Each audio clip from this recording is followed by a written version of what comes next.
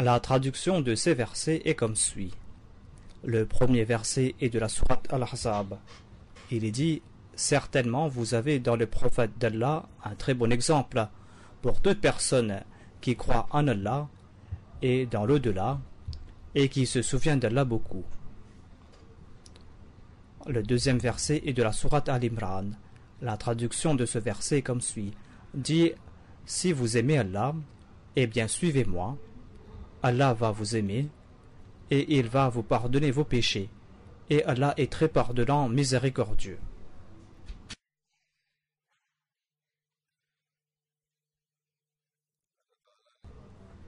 Pour que nous puissions mériter les faveurs divines, les bénédictions divines et les récompenses divines, Dieu nous demande d'être son abd, c'est-à-dire son serviteur.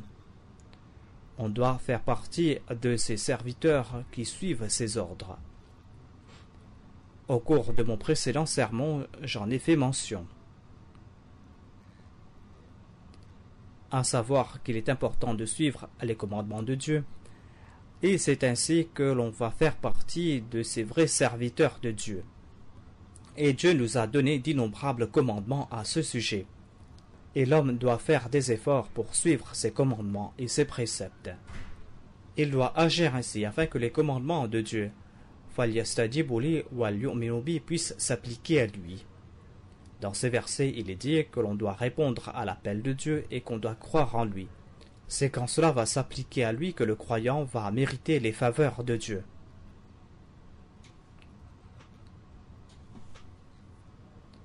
C'est ainsi qu'il sera un véritable abd. Et c'est ainsi qu'il aura le plaisir de Dieu. Et c'est ainsi qu'il va aussi témoigner de l'exaucement de ses prières. Le Saint-Coran renferme les commandements de Dieu et ses injonctions. On lit cela et on écoute aussi cela. Mais la nature de l'homme est telle qu'il est plus influencé par des exemples pratiques que par des lectures ou par des discours.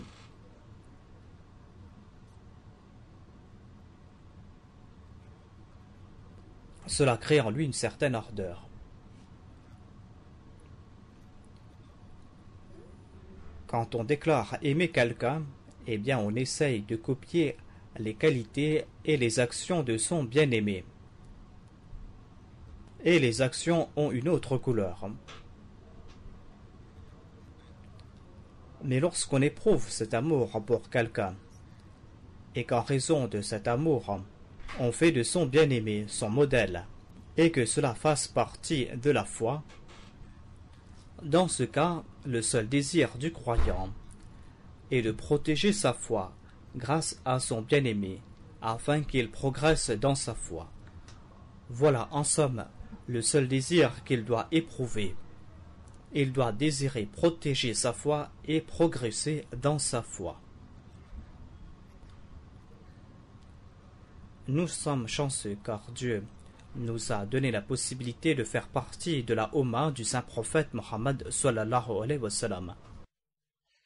Et Dieu a fait du Saint-Prophète Mohammed Mustafa sallallahu alayhi wa sallam l'exemple pratique de tous ces commandements qui ont été révélés dans la forme du Saint-Coran. Le Saint-Prophète sallallahu alayhi wa sallam est un exemple pratique, un exemple qui est parfait. Et cela a fait de lui le serviteur parfait de Dieu. On attire notre attention dans ces versets que j'ai cités au tout début.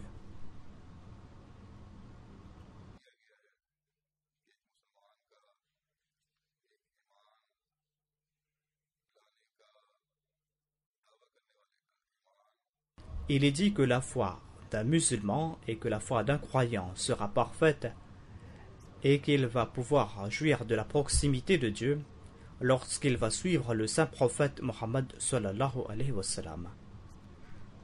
Sans cela, sa foi ne sera pas parfaite. Sans suivre cet exemple, on ne pourra pas mériter les faveurs de l'au-delà. Et sans suivre cet exemple, les vertus ne seront pas considérées comme telles. Et sans suivre cet exemple, le culte voué à Dieu ne sera pas considéré comme tel. Et sans suivre cet exemple, le dhikr de Dieu, le souvenir de Dieu, ne va pas nous accorder à la proximité de Dieu.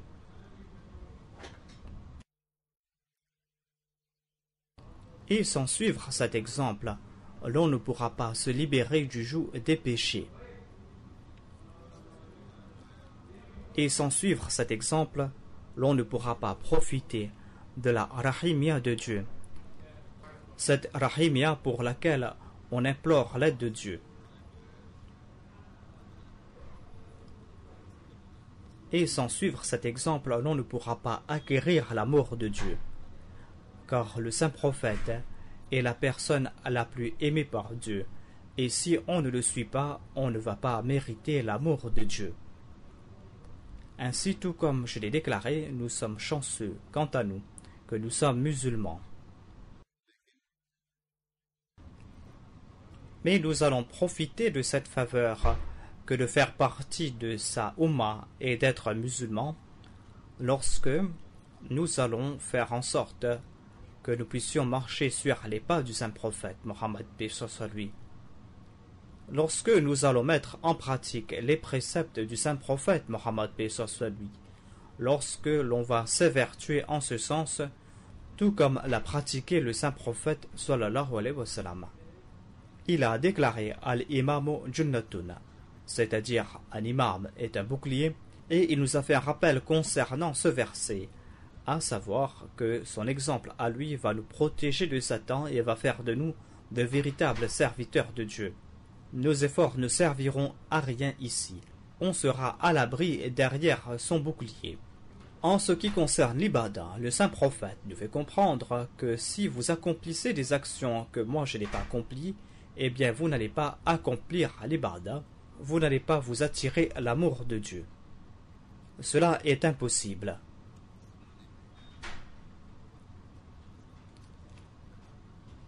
Et le Messie premier l'Islam nous a accordé une autre faveur. Il est l'amoureux parfait du saint prophète Mohammed Mustafa sallallahu alayhi wa sallam. Il nous a présenté l'exemple du saint prophète Mohammed Mustafa sallallahu alayhi wa sallam et il nous a fait comprendre comment suivre l'exemple du saint prophète. Il y a des innovations concernant le dhikr, concernant les ibadah. On organise des réunions de dhikr et le Messie promis alayhi salam nous a fait comprendre que cela n'est pas en accord avec la pratique du saint prophète Mohammed paix soit lui, et ainsi de telles réunions ne pourront jamais nous rapprocher de Dieu. Pour que nous puissions nous rapprocher de Dieu, il est important de suivre l'exemple du saint prophète sallallahu alayhi wa sallam.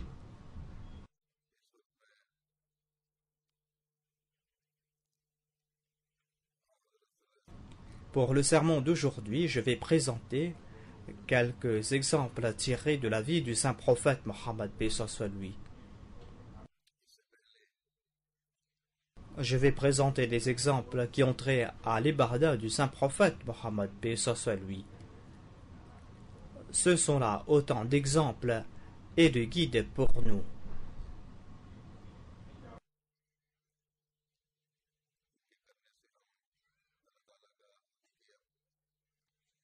C'est en suivant cet exemple que l'on pourra être un véritable abd de Dieu.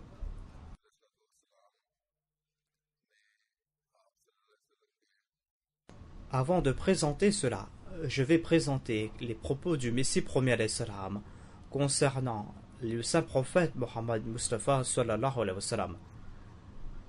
Je vais présenter le statut qu'avait le saint prophète Mohammed Mustafa sallallahu alayhi wa sallam aux yeux du Messie premier alayhi salam, statut qu'il a présenté à nous. Le Messie premier alayhi salam déclare: قل يا عبادي الذين أسرفوا على أنفسهم لا تقنطوا من رحمة الله إن الله يغفر الذنوب جميعا. C'est-à-dire, dis ô mes esclaves, vous qui avez commis des excès contre vos âmes, ne désespérez pas de la miséricorde de Dieu. Dieu pardonnera tous vos péchés.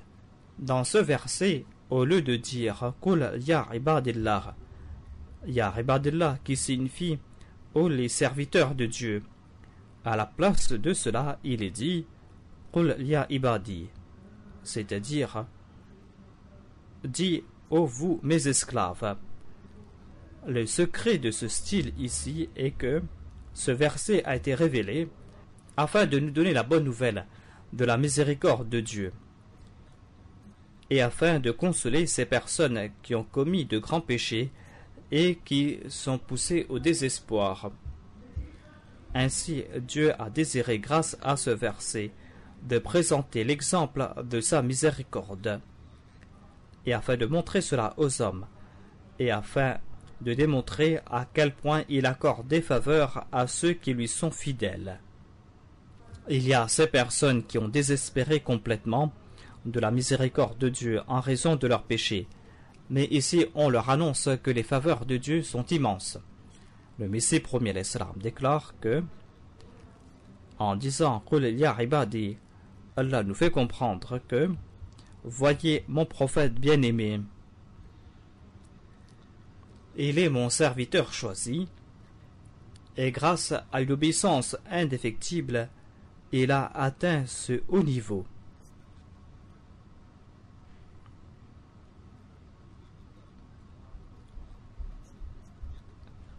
Mon serviteur choisi, grâce à son obéissance indéfectible, a atteint ce grand statut. Tout ce que je possède est à lui. Celui qui désire le salut doit s'asservir à lui, c'est-à-dire il doit lui prouver une obéissance indéfectible, comme s'il est son esclave. Et même s'il était un grand pécheur auparavant, il sera pardonné. Le Messie premier l'Islam déclare que l'on doit comprendre que dans la langue arabe, le terme abd signifie esclave. Tout comme dans un autre verset, Allah déclare Wal abdu mu'minun khayrum min mushrikin.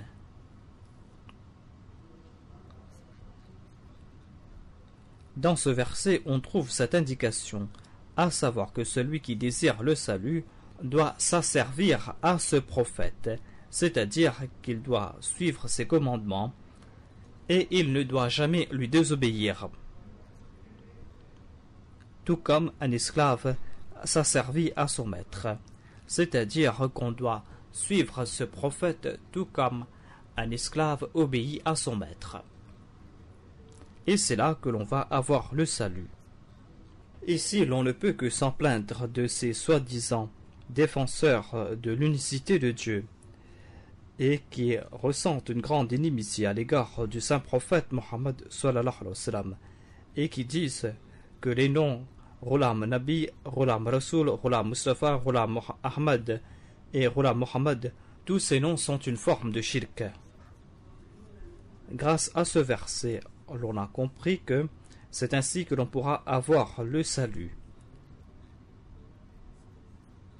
C'est-à-dire que si l'on comprend la réalité derrière ces noms et que l'on se corrige et que grâce à ces noms, l'on possède ces qualités et ces attributs, eh bien c'est ainsi que l'on pourra avoir le salut. Sinon, cela ne veut pas dire qu'il suffit de porter ces noms pour avoir le salut. Cela ne veut pas dire qu'on peut porter ce nom et commettre autant de péchés que l'on désire et que l'on aura le salut. Il n'en est pas ainsi. On doit réfléchir sur la phrase que le Messie premier l'Islam a déclarée. Il a dit que l'on ne doit pas sortir des préceptes du saint prophète. Il est important de se souvenir de ce point. Ensuite, le Messie premier l'Islam a déclaré, et puisque dans le terme abd, l'on comprend que l'on doit se débarrasser de toute forme de liberté, c'est-à-dire on sera un abd lorsqu'on va mettre de côté sa liberté et l'on va mettre de côté ses prérogatives. Et pour cela, on va devoir suivre à la lettre son maître. C'est pour cette raison qu'on encourage les chercheurs de vérité en leur disant que si vous cherchez le salut, eh bien créez en vous ces qualités. Ce verset et le deuxième verset où il est dit Qul in kuntum tuhibbuna Allaha fattabi'uni yuhibbukum Allah wa yaghfir lakum dhunubakum, eh bien ces deux versets nous présentent le même sens. Le Messie premier l'Islam déclare que ces deux versets nous présentent le même sens. Suivre à la lettre son maître dépend de l'obéissance parfaite. Voilà le sens du terme abd. C'est-à-dire que l'on pourra suivre à la perfection quelqu'un en faisant preuve d'une obéissance indéfectible à son égard.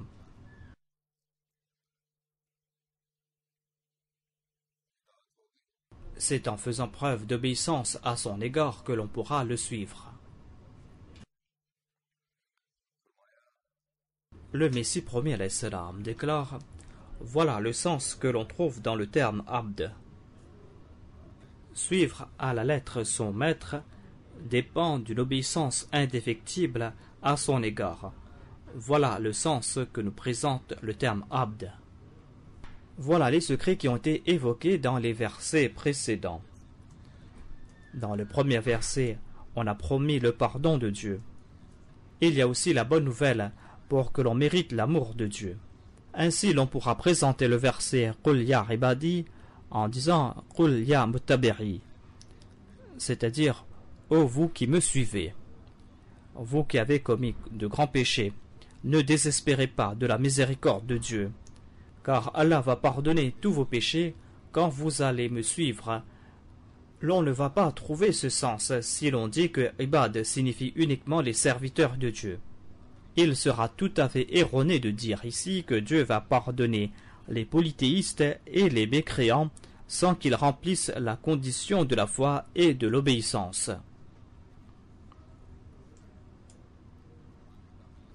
C'est-à-dire s'ils ne sont pas parfaits dans leur foi et s'ils ne sont pas parfaits dans leur obéissance, eh bien ils ne seront pas pardonnés.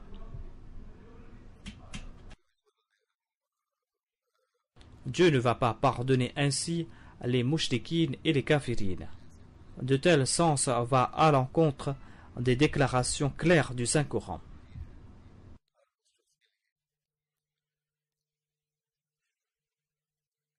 Ainsi, il y a là de bonnes nouvelles pour toutes ces personnes qui font preuve d'une obéissance indéfectible à l'égard du saint prophète Mohammed sallallahu alayhi wa sallam.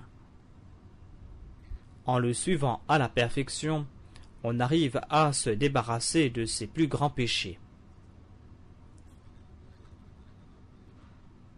Comme je l'ai dit, je vais présenter quelques aspects de la vie du saint prophète. Au cours du Ramadan, Dieu a créé cette atmosphère particulière.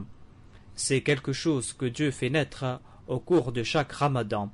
On est encouragé à accomplir de bonnes œuvres et à se tourner vers le culte de Dieu. Si l'on désire être un véritable abd de Dieu et mériter son amour, eh bien dans ce cas, l'on va devoir suivre le saint prophète Mohammed sallallahu alayhi wa sallam, et cette obéissance devra être perpétuelle.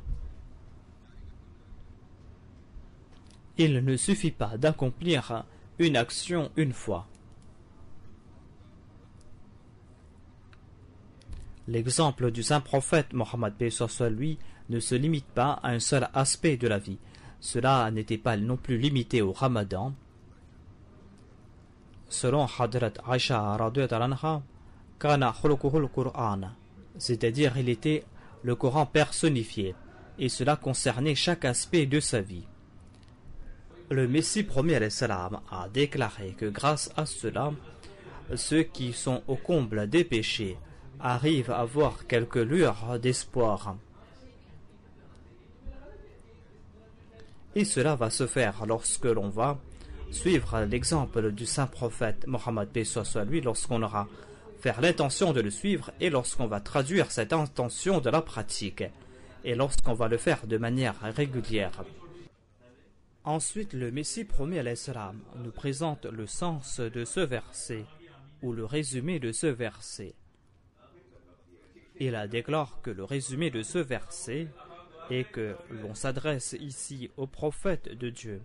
On lui dit: ô prophète de Dieu, ces personnes qui vont être tes esclaves de gaieté de cœur, eh bien ces personnes vont posséder la lumière de la foi et l'amour. Et ainsi ils pourront se libérer de tout autre qu'Allah. Ils pourront aussi se préserver des péchés, et sur cette terre, dans cette vie, on va leur accorder une vie pure, et ils vont sortir des tombes obscures de leur passion charnelle. Parmi les buts du Ramadan, il y a le fait de chercher le plaisir de Dieu. Il y a aussi le fait de se consacrer entièrement à Dieu et de l'adorer. Voilà comment se libérer de tout autre qu'Allah. Pour atteindre cet objectif, il est important de suivre le saint prophète Mohammed sallallahu alayhi wa sallam.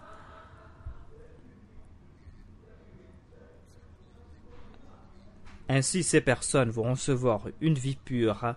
Ici-bas sur terre, ces personnes vont sortir des tombes obscures de leur passion charnelle. On trouve mention de cela dans un hadith. C'est-à-dire, je suis celui qui est venu ranimer les morts, et ainsi d'autres personnes seront ranimées grâce à eux. Cela veut dire que ces personnes vont suivre mes pas à moi. Le Messie premier déclare que dans le Saint-Coran, il est dit que la terre était morte et que Dieu a ranimé la terre et ce monde en envoyant ce prophète, le Khatamul Anbiya sallallahu alayhi wa sallam. Tout comme il a déclaré, I'lamu anna Allaha yuhyil arda ba'da mawtiha. C'est-à-dire, écoutez cela très bien. Dieu va ramener la vie sur terre après sa mort. Et c'est ainsi que le Saint-Coran déclare à propos des compagnons du Saint-Prophète Mohammed Mustafa sallallahu alayhi wa sallam que wa ayyadahum bi ruhin minh. C'est-à-dire qu'ils seront soutenus par l'Esprit Saint. L'aide de l'Esprit Saint signifie qu'on va ranimer leur cœur, qu'ils vont sortir de la mort spirituelle. On va leur accorder des pouvoirs sanctifiants, des sens purs et une connaissance pure, afin qu'ils puissent se rapprocher de Dieu grâce à ces connaissances certaines. Comment se libérer de la mort spirituelle? Cela veut dire sacrifier ses désirs matériels. Cela signifie aussi sacrifier son nafs ou son moi. Et Dieu a attiré notre attention à ce sujet à plusieurs reprises dans le Saint-Coran. Cela signifie aussi accorder prééminence au plaisir de Dieu. Ainsi, les compagnons du Saint-Prophète ont agi ainsi, et Allah a accordé cette vie spirituelle à leur cœur. Allah leur a accordé ce pouvoir sanctifiant, grâce auquel ils ont pu se mesurer à Satan. Dieu a purifié leurs pensées. Dieu leur a accordé la connaissance du Saint-Coran, grâce auquel ils ont grandi dans leur certitude et dans leur foi, pour atteindre les sommets dans ces domaines. Ils ont vu Dieu avec l'œil de la certitude. Ils ont vu les signes de Dieu. Et grâce à cela, Dieu leur a accordé sa proximité.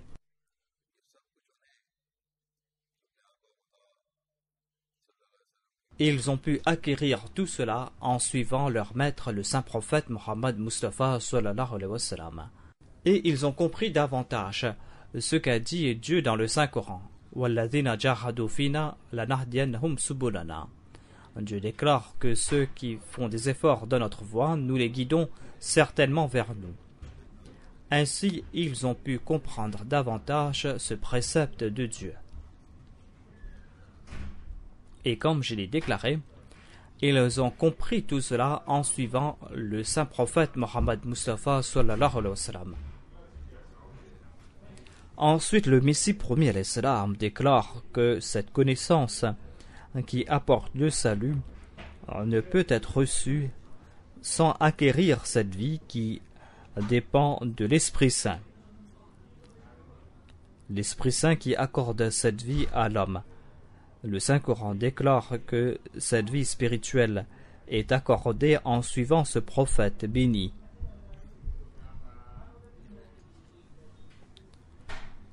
Ici, on trouve mention de cette connaissance qui libère de la mort spirituelle, qui accorde un pouvoir sanctifiant des sens purs, ainsi que la connaissance pure. Eh bien, dit le Messie promis alayhi salam, on reçoit tout cela par l'entremise de l'Esprit Saint. Et c'est cette vie qui accorde le salut.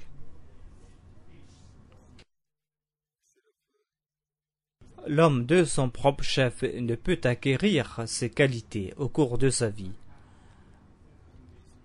Et il va recevoir cela en passant par l'Esprit Saint.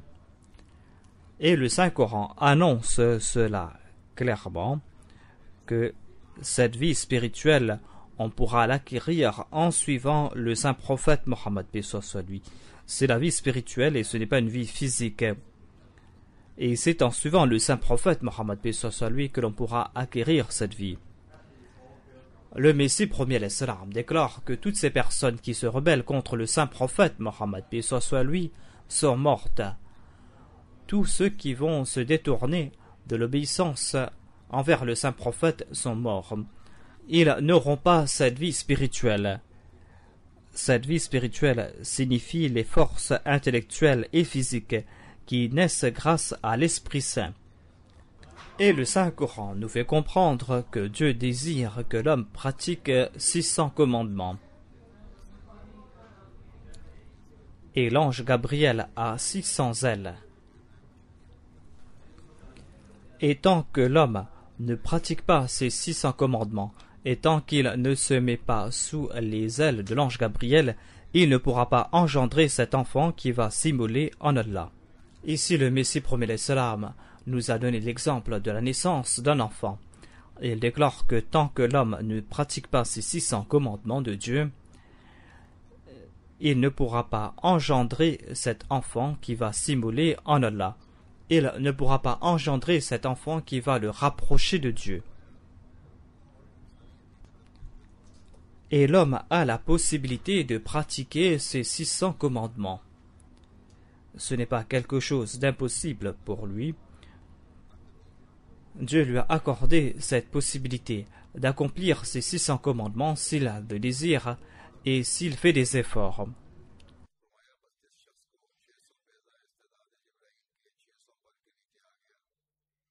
La personne qui va se mettre sous les 600 ailes de l'ange Gabriel, eh bien, cette personne sera considérée comme l'homme parfait, sa manière d'engendrer sera parfaite et sa vie sera parfaite. C'est-à-dire, s'il acquiert ces qualités, c'est là que il pourra engendrer de manière spirituelle et c'est là qu'il aura cette vie spirituelle. Ainsi, l'on doit pratiquer ces 600 commandements. Ensuite, le Messie premier l'Islam déclare que il y a un enfant spirituel qui naît grâce à la connaissance accordée par l'Esprit Saint et grâce aux bénédictions de l'obéissance vouée au saint prophète sallallahu alayhi wa sallam. Cet enfant spirituel est meilleur que tous les enfants de tous les prophètes. C'est-à-dire, en suivant le saint prophète Mohammed paix soit lui, on donne naissance à cet enfant spirituel en soi, on crée en soi ses qualités spirituelles. Ainsi, cet enfant spirituel ou ses aptitudes spirituelles sont meilleures que les aptitudes et les enfants spirituels qui ont été engendrés par les autres prophètes. Cela est meilleur que les révolutions spirituelles apportées dans le passé. Ensuite, le Messie premier l'Islam déclare, on trouve une indication à ce sujet dans ce verset Kuntum khayra ummatin ukhrijat linnas, c'est-à-dire vous êtes la meilleure des ummas qui a été créée pour la réforme de l'humanité.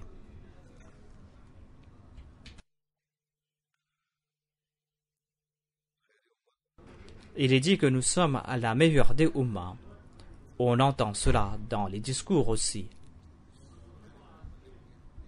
Pour être cette khayr umma, il est important de créer en soi ces qualités spirituelles, de faire naître en soi cette révolution spirituelle. Des choses qui nous ont été enseignées, choses qui a été évoquées dans le Saint-Coran et par le saint prophète sallallahu alayhi wa sallam. Lorsqu'on va se réformer ainsi, lorsqu'on va atteindre ce stade, c'est là que l'on pourra aussi réformer les autres. Et c'est ainsi que ce travail de réforme va apporter ses fruits. Cela va se faire lorsqu'on va essayer de suivre cet exemple, lorsqu'on va vivre selon cet exemple et lorsqu'on va toujours faire son analyse de conscience et lorsqu'on va essayer de progresser spirituellement. Lorsqu'on va voir comment et jusqu'à quel point l'on va devoir pratiquer ces commandements qui ont été prescrits par Dieu. C'est en agissant ainsi que l'on pourra créer cette révolution en soi. C'est ainsi aussi que l'on pourra transmettre le message de l'islam aux autres. Ainsi, celui qui commet des péchés peut aussi être un serviteur de Dieu. Ces péchés pourront être pardonnés, mais à condition qu'il suive à l'exemple du saint prophète Mohammed, paix soit lui, à condition qu'il fasse des efforts en ce sens, à condition qu'il use de toutes ses aptitudes pour atteindre ce but.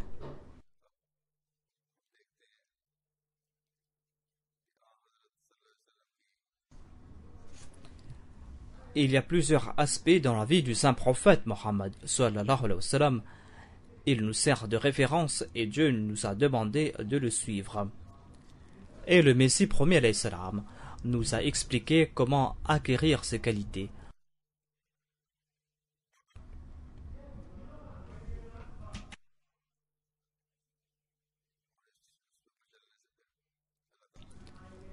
C'est en suivant cet exemple que l'on pourra acquérir l'amour de Dieu. Et ainsi l'on va tomber dans le giron de l'amour de Dieu.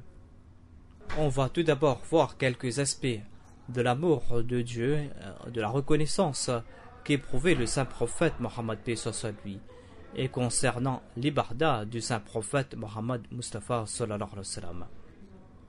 Le saint prophète Mohammed paix soit lui était ce grand prophète qui passait toute sa journée à gérer les affaires de son état et à se soucier de l'état spirituel de ses suivants.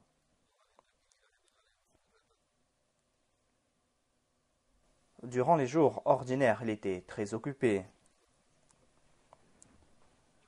Et des fois, il y avait des batailles, des fois, il passait par des situations d'urgence. Et même s'il était très occupé, il poussait à l'extrême ses efforts physiques. Mais en dépit de cela, nous ne voyons pas de lacunes concernant ses ibadas durant la journée et nous ne voyons pas des lacunes non plus concernant ses ibadas durant la nuit. Lorsqu'il se mettait debout pour prier pendant la journée, ses pieds s'enflaient, tout simplement parce que Dieu avait donné l'ordre que l'on doit se réveiller la nuit pour prier. Et il passait plus de la moitié de la nuit à prier.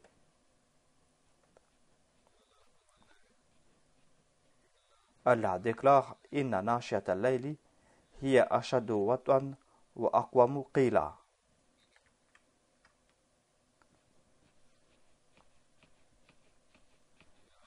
C'est-à-dire, en vérité, se lever la nuit pour prier est le moyen le plus efficace pour maîtriser le moi.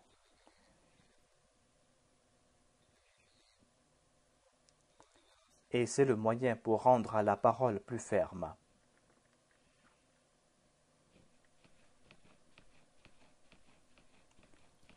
Une fois, Hadrat Aisha a demandé au saint prophète Mohammed sallallahu alayhi wa sallam, au prophète d'Allah, vous êtes proche de Dieu. Eh bien, pourquoi est-ce que vous vous mettez en si grande difficulté? Le saint prophète, paix soit lui, a répondu, Aisha, afala akunu abdan shakura. Si je suis proche de Dieu, et s'il m'a accordé tant de faveurs, est-ce que je ne dois pas lui être reconnaissant? Ainsi, on prouve sa reconnaissance par rapport aux faveurs que l'on a reçues. Le saint prophète Mohammed paix soit lui a toujours témoigné des faveurs et des bénédictions que Dieu lui a accordées, et c'est pour cette raison qu'il lui prouvait sa reconnaissance. Dieu a fait de nous des musulmans, et il nous a aussi accordé l'occasion de transmettre les salutations du saint prophète Mohammed paix soit lui à son Messie. Et cette faveur est si grande que jamais nous ne pourrons être reconnaissants envers Dieu pour cela. Jamais aucun Ahmadi ne pourra assez remercier Dieu pour cela. On pourra faire tous les efforts que nous le voulons, jamais nous ne pourrons jamais assez remercier Dieu pour cela. Ainsi, tout Ahmadi doit faire de son mieux et d'utiliser ses aptitudes pour adorer Dieu et pour s'acquitter de ses devoirs à ce sujet. Au cours du Ramadan, on a eu l'habitude d'accomplir des prières surrogatoires et cette habitude ne doit pas être temporaire. Et nous ne devons pas prier non plus pour atteindre des objectifs matériels, mais nous devons le faire afin de prouver notre reconnaissance envers Dieu. Et ces ibadah doivent avoir de l'effet sur nos paroles et sur nos actions. Si nous faisons de nous la khayr et umma, et si nous essayons de réformer l'humanité, eh bien, nos paroles auront de l'effet lorsque notre état sera tel que je l'ai décrit. Je viens donc de décrire les prières surrogatoires du saint prophète Mohammed Mustafa sallallahu alayhi wa sallam. Comment il se levait la nuit pour prier. Le saint prophète Mohammed lui était aussi très vigilant concernant les prières obligatoires, même s'il était gravement malade, alors qu'il avait la permission de s'asseoir pour prier, de s'allonger pour prier, ou de prier à la maison, il venait quand même à la mosquée pour prier en congrégation. Mais en dépit du fait qu'il était très vigilant concernant les prières et qu'il était très sévère à propos de l'ibadah, en dépit du fait qu'il accordait une telle importance à l'ibadah, il n'aimait pas qu'il y ait d'artifice dans la prière. Il avait vu qu'on avait tendu une corde quelque part à la maison, et il en a demandé la raison. Et on lui a répondu que Hadrat Zainab se soutient avec cette corde lorsqu'elle se fatigue quand elle est en prière.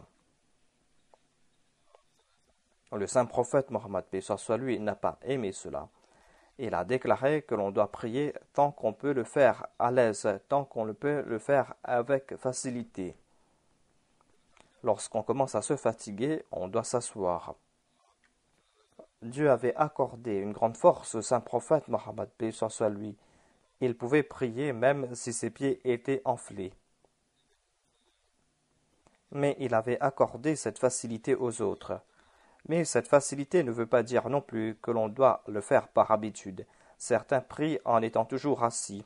Certains, pour la prière du matin, sans faire les ablutions, accomplissent le tayammum sur le lit et prient sur le lit. C'est là une action condamnable, on ne doit pas ainsi profiter de cette permission.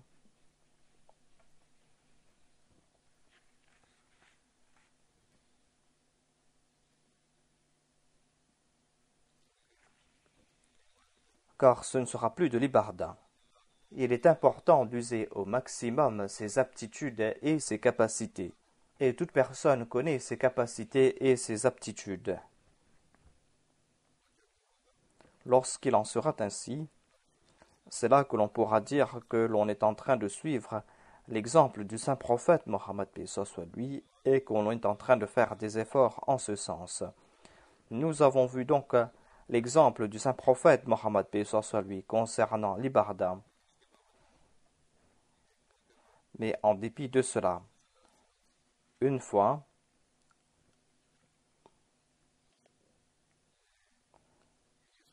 lorsque le saint prophète Mohammed Mustafa sallallahu alayhi wa sallam a déclaré que aucune personne ne pourra entrer au paradis par ses actions, Abu Huraira lui a demandé au prophète d'Allah, est-ce que vous aussi vous n'allez pas entrer au paradis grâce à vos actions?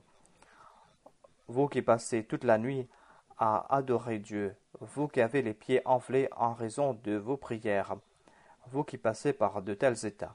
Le saint prophète, paix soit soit lui, a répondu que moi non plus je ne pourrai pas entrer au paradis grâce à mes actions. C'est la grâce de Dieu et c'est sa miséricorde qui me feront entrer au paradis.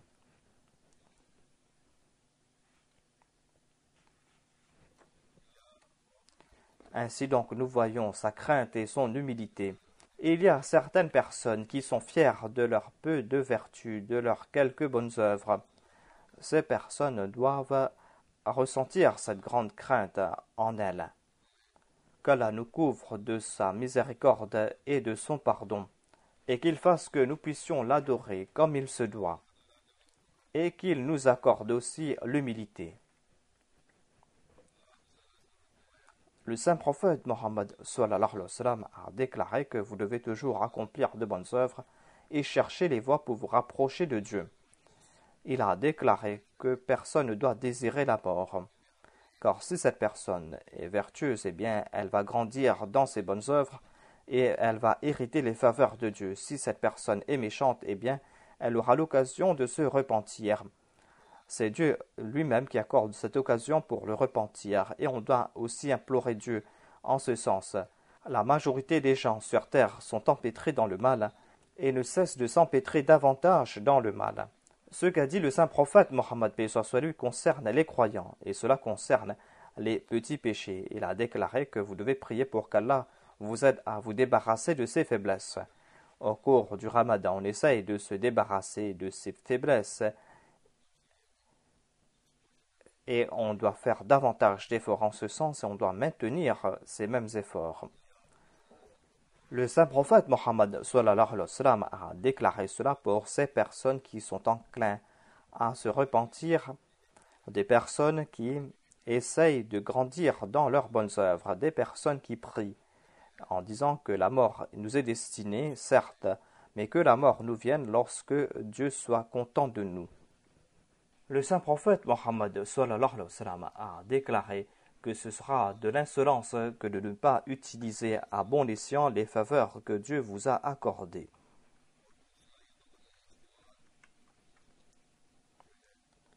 Et utiliser à bon escient ses aptitudes et ses capacités fait partie de l'ibarda.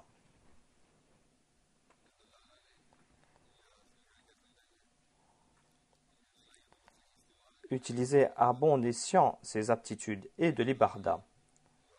Dieu nous a accordé des membres, les yeux, les oreilles, la langue, les mains et les pieds. Si on les utilise pour accomplir de bonnes œuvres, ce sera de l'ibarda.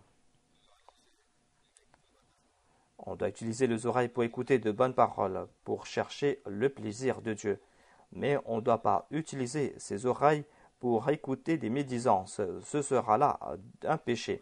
Mais si une personne ferme ses oreilles pour tout le temps, afin de ne pas entendre des mauvaises paroles, eh bien, ce ne sera pas là utiliser à bon escient ses oreilles, mais ce sera une forme d'insolence de sa part. Il y a aussi les yeux, il y a les mains, il y a la langue, il y a d'autres membres du corps et on doit les utiliser à bon escient. Au cours du Ramadan, Dieu nous a donné l'ordre de consommer un repas le matin et de rompre le jeûne pendant la nuit. Le saint prophète Mohammed lui nous a montré cela par ses actions. Il a dit que celui qui ne suit pas cet ordre va commettre une insolence, à moins que l'on soit dans un état de contrainte, à moins qu'on n'arrive pas à rompre son jeûne immédiatement, à moins qu'on n'arrive pas à consommer un repas le matin par contrainte. Ce sera de l'insolence de la part d'une personne qui est en bonne santé et qui ne jeûne pas. Ce sera là un péché. Ainsi donc, utiliser à bon escient les faveurs que Dieu nous a accordées, en profiter de manière légitime est une forme de vertu. Ne pas les utiliser à bon escient est un péché. Voilà ce que le saint prophète Mohammed lui nous a enseigné grâce à ses actions. Le saint prophète Mohammed lui a aussi fait preuve d'un très grand sang-froid. Avant l'interdiction de l'alcool, un de ses compagnons était ivre et lui a dit nombre de choses. Mais le saint prophète a écouté tout cela silencieusement, sans rien dire. Dieu a accordé la souveraineté au saint prophète Mohammed et il a établi son état à Médine. Et au cours de cette période, nous voyons encore de grands exemples de son sang-froid. Si quelqu'un a un peu d'argent, ou si une personne a une responsabilité ou un poste, eh bien cette personne devient orgueilleuse. Si on critique cette personne, eh bien elle se met en colère. Mais quel était le comportement du saint prophète Mohammed sallallahu alayhi wa sallam? Un jour, un juif est venu voir le saint prophète Mohammed lui et a commencé à discuter avec le saint prophète. Et au cours de la conversation, il appelait le saint prophète en disant « Ô Mohammed ». Il ne cessait de répéter le nom du prophète. À l'époque, le saint prophète Mohammed paix soit lui était le dirigeant de Médine et des régions avoisinantes. La manière de parler de ce juif n'avait pas plu aux compagnons du saint prophète Mohammed paix soit lui, car les compagnons appellent le saint prophète Mohammed paix soit lui en disant au prophète d'Allah. Les non-musulmans, quant à eux, l'appelaient Abul Qasim.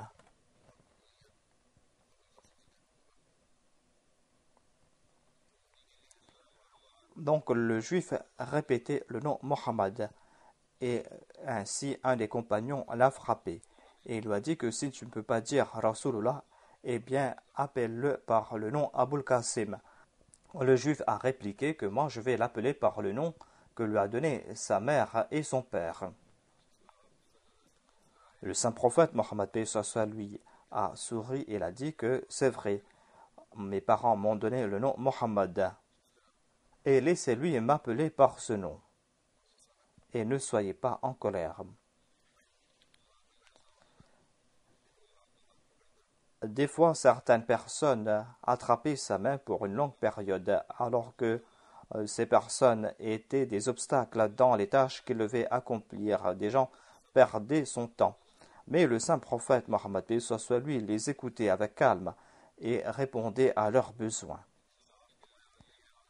Il a fait preuve aussi d'une grande équité. Si quelqu'un avait commis un crime, eh bien, il ne regardait pas si la personne était riche ou pauvre, si cette personne appartenait à une grande famille ou que c'était une personne ordinaire.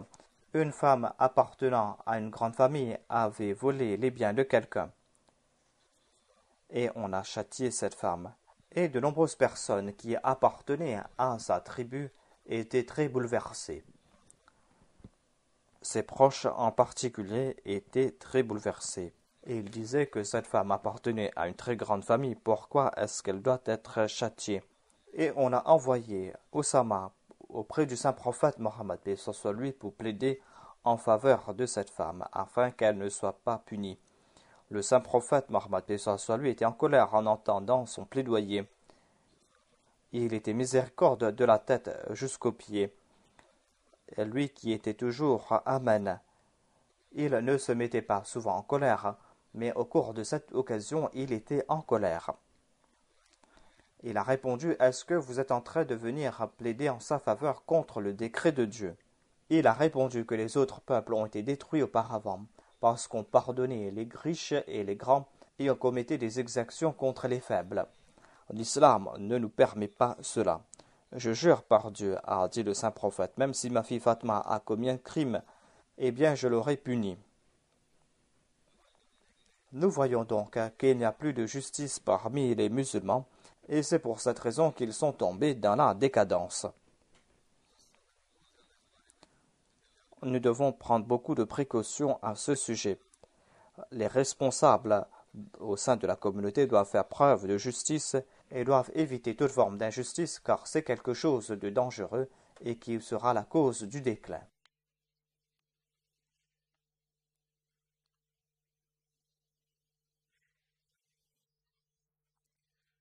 Le Saint-Coran nous a aussi enjoint de faire preuve de justice même à l'égard de l'ennemi. Et le saint prophète Mohammed paix soit lui a présenté son exemple à cet effet. Un jour, le saint prophète Mohammed paix soit lui avait envoyé ses compagnons à la Mecque pour chercher les renseignements. Lorsqu'ils sont arrivés dans l'enceinte sacrée de la Kaaba, ils ont trouvé quelques personnes qui les connaissaient, où ils avaient peur que ces personnes allaient avertir les gens de la Mecque de leur présence. Et ils se sont attaqués à ces personnes et ses compagnons ont tué une de ces personnes. Lorsque les compagnons sont retournés à Médine, ils ont été poursuivis par une délégation de la Mecque et ils ont informé le saint prophète que ces derniers ont tué une personne dans l'enceinte de la Kaaba. On aurait pu répliquer que vous-même vous avez commis des exactions contre les musulmans dans l'enceinte de la Kaaba et vous avez oublié cela. Le saint prophète, paix soit lui, a accepté cela. Et les gens de la Mecque ont répliqué que ces personnes n'ont pas lancé d'attaque contre vos compagnons parce qu'ils pensaient qu'ils étaient à l'abri dans l'enceinte de la Kaaba. On a commis là un crime Et le saint prophète Mohammed lui a accepté cela et il a dit qu'on va payer le prix du sang.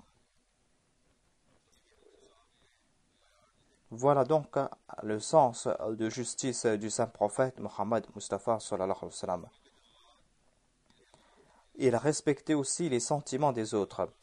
Un juif est venu se plaindre au saint prophète en disant que Abu Bakr a blessé mon cœur, en disant « Je jure par Dieu, Dieu a fait Mohammed Mustafa sallallahu alayhi wa sallam supérieur au prophète Moïse. » Le juif a déclaré que lorsque j'ai entendu cela, cela a blessé mon cœur. C'est là une vérité que le saint prophète Mohammed Mustafa sallallahu alayhi wa sallam est supérieur à tous les autres prophètes. Le Saint-Coran a témoigné en sa faveur. Mais le saint prophète Mohammed lui a demandé cela à Abu Bakr, ce qui s'était passé. L'autre a dit que c'est lui qui a commencé en premier. Il a dit que Moïse est supérieur à tous les hommes. Et le saint prophète a dit à Hadrat Abu Bakr que tu dois respecter les sentiments des autres. Voilà donc comment il respectait les sentiments des autres. Et il était aussi respectueux à l'égard de ceux qui servaient l'humanité. Selon certains récits, il est dit qu'il y avait la tribu Taï qui a été emprisonnée en raison du fait qu'il s'était battu contre les musulmans, parmi lesquels il y avait la fille de Hatim Taï, qui était fameux pour sa générosité. Lorsque le saint prophète a su cela, eh bien, il a pardonné son peuple en raison de Hatim Taï. Voilà donc le respect qu'éprouvait le saint prophète Mohammed lui à l'égard de ceux qui servaient l'humanité. Le saint prophète Mohammed lui a aussi honoré les femmes. Selon les traditions arabes, on frappait les femmes. Lorsque le saint prophète a su cela, il a dit que les femmes sont les servantes de Dieu, ne sont pas vos servantes à vous. Un compagnon a demandé au saint prophète Mohammed lui quels sont les droits de leurs femmes sur eux. Le saint prophète Mohammed lui a répondu que vous devez les nourrir avec la même nourriture que Dieu vous a donnée. Vous devez les vêtir avec les mêmes vêtements que Dieu vous a donnés et vous ne devez pas frapper vos femmes, vous ne devez pas les insulter, vous ne devez pas les expulser de vos maisons. Aujourd'hui aussi, on reçoit de telles doléances. De telles personnes qui commettent ces actions doivent réfléchir. D'une part, elles sont en train de supplier Dieu, et d'autre part, elles sont en train d'enfreindre ces injonctions du saint prophète, paix soit lui. Le saint prophète Mohammed paix soit lui a déclaré que le meilleur d'entre vous est celui qui traite de la meilleure façon les membres de sa famille. Et il a dit que moi je suis le meilleur d'entre vous dans ce domaine. Comme je l'ai déclaré, le saint prophète Mohammed Mustafa était toujours très occupé en raison de ses responsabilités au sein de son état, en raison de ses responsabilités par rapport à la réforme spirituelle de ses compagnons. Mais, en dépit de tout cela, il assumait toutes ses responsabilités à la maison. Hadrat Aisha a déclaré que lorsque le saint prophète était à la maison, il aidait les membres de sa famille. Il avait ses autres responsabilités, mais ses responsabilités n'entravaient pas ses responsabilités à la maison.